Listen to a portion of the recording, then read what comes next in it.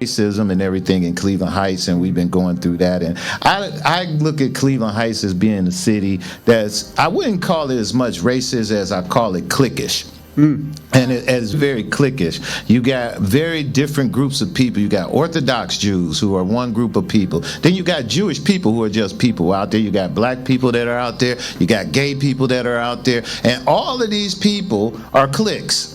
They are. And then you got these Cleveland Heights folks. And when I'm going to call them Cleveland Heights folks, there are some white folks who are just Cleveland Heights people who have probably been there before Cleveland Heights was Cleveland Heights, who just swear that they are Cleveland Heights. They own it. And they own it. All right. And I got no problem with none of those groups of people at all. I really don't. I live right around the Orthodox Jews, and they're very good people. Don't have no issues out of them. Been there for years. I did, like I said, lots of business in there, but Cleveland Heights is definitely cliquish. Yeah. And I know that over the period of time of running for mayor, there were a few different things that were taking place. One, I knew whoever became mayor was going to be the test bunny for the city of Cleveland Heights.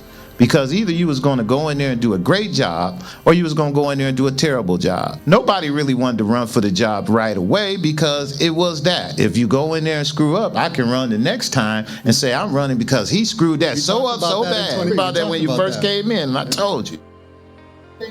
That you play the game, not just to become mayor, but Khalil, you was a councilman there. You played the game and living out there with the people. When I say play the involved with all those various different people we know. And you played the game of being a councilman and all that, and you did your thing as mayor. But one day, you walked into city council. I watched you walk in there. You sat up there and you got in the podium, and you sat there and they started on you, and you said to them, I am not your Negro. And you said that to them, and all of a sudden, all hell broke loose. And it broke loose for a lot of reasons, because when black folks say stuff like that, it makes people uncomfortable. Yeah, and it made them uncomfortable. A few of us sat back and, whoa, where did that come from? What made him feel that? Myself was like, okay, why did all of a sudden that come out? Because, again, playing the game the whole time is playing the game. Okay, so I want to ask you, because there's two things to this question. Yeah.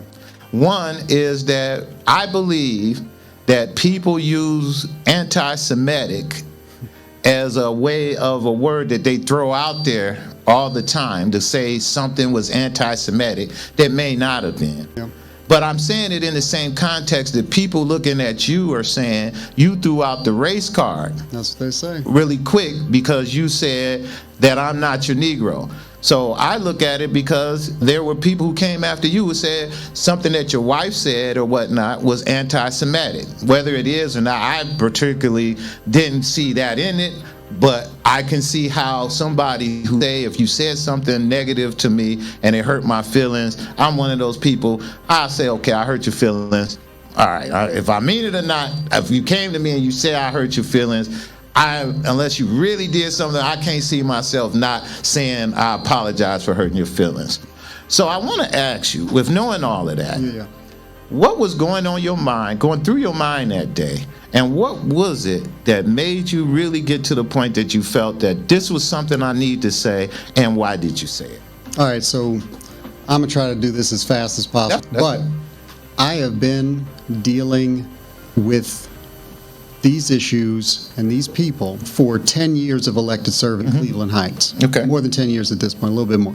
And from the beginning, I felt what many people feel when they're at a table that not everybody, they might not consciously think that you belong there, but they act in a way that tells you that they don't really believe you belong there. They don't see you there. When they close their eyes and they envision the table, you are not at it. And the way that comes across a lot of times is what we've seen amplified lately, but I've seen it the entire time since 2015, where my intelligence is questioned, my experience is questioned, my integrity is questioned in ways that you don't see with other people of other types. One good example of that is, we all know that Dan Horrigan, for instance, he's not pristine.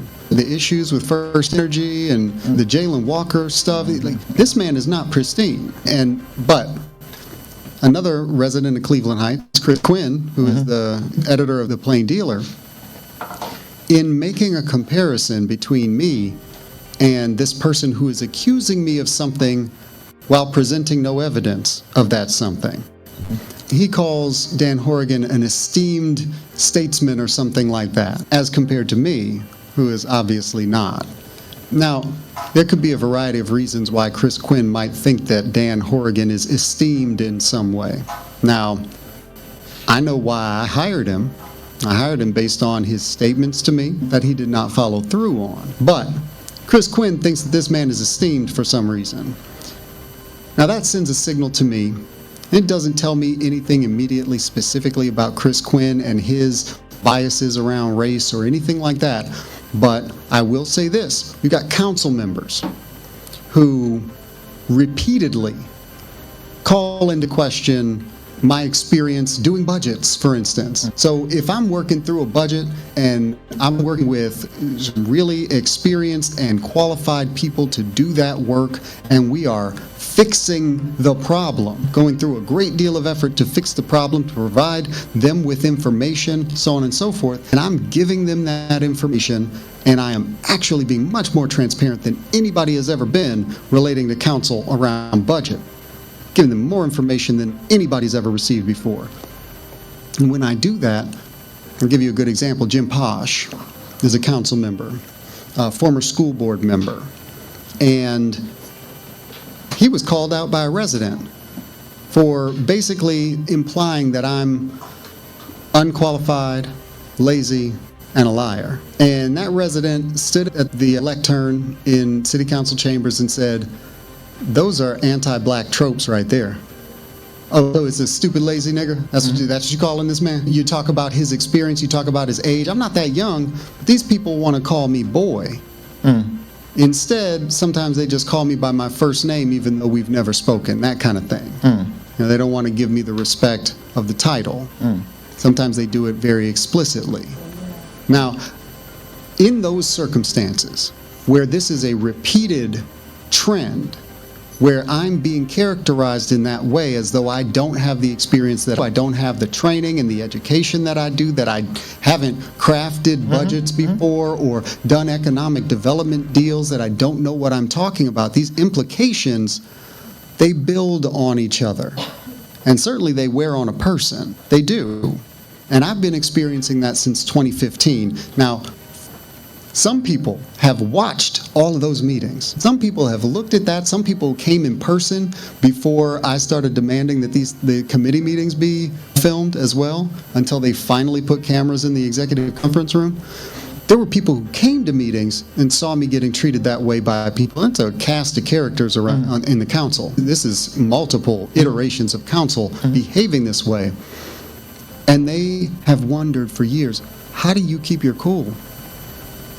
And I've been playing respectability politics for a long time. Playing the game. Playing the game. Now, when a council sees me on a Monday, right, because I'm at the meeting on a Monday night, and then on a Tuesday, I'm working from home, I'm doing a couple different things. One, I'm trying to put together a statement about an extremely emotional topic for me. These claims of anti-Semitism, this accusation of anti-Semitism is extremely emotional for me, and I don't want to just do lip service. I don't want to just put out some boilerplate bullshit. I want to say something that I mean. I was planning to put it out on Tuesday after that Monday night meeting, and it was just a lot. It was a lot to process. I had some changes to make as a result of that meeting. And so I finally put it out on Wednesday, but I was working, I was signing contracts, I was communicating with my staff on Tuesday, and again on Wednesday, and I put out the statement on Wednesday.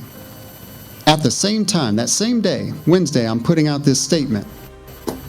City Council plans an emergency meeting for Friday about the mayor's whereabouts and his ability to fulfill the duties of his job. Because you saw me on Monday, but by Wednesday, you need to know where I am. You're my supervisor, you're my boss. All right, boss. Didn't you do a wellness check?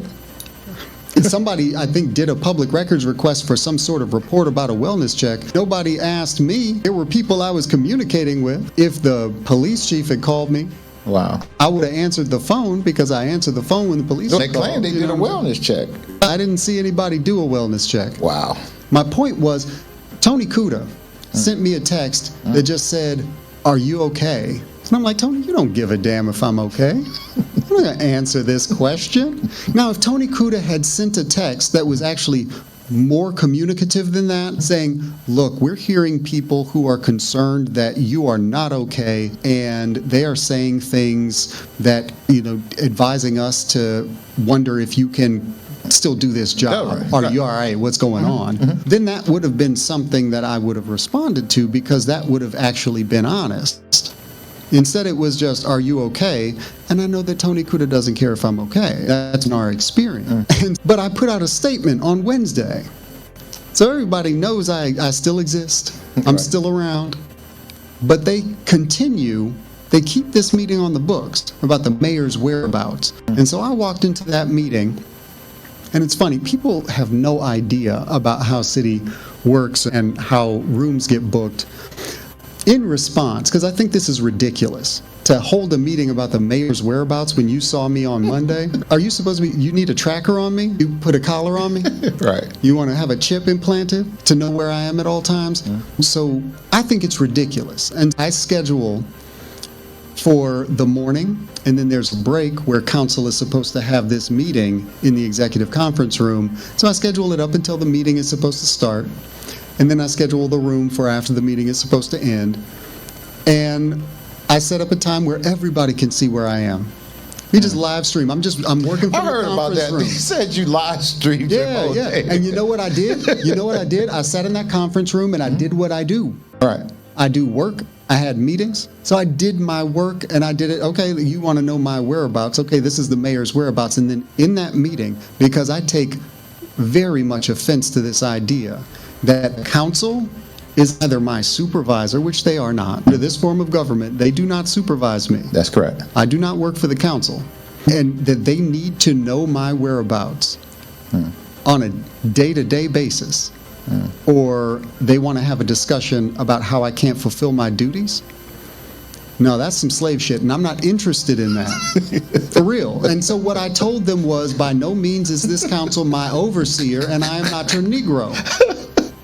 Because the idea that they are entitled to know my whereabouts at any given time, that's not their role. Their role is to pass legislation and pass a budget. That's what they're supposed to be focusing on.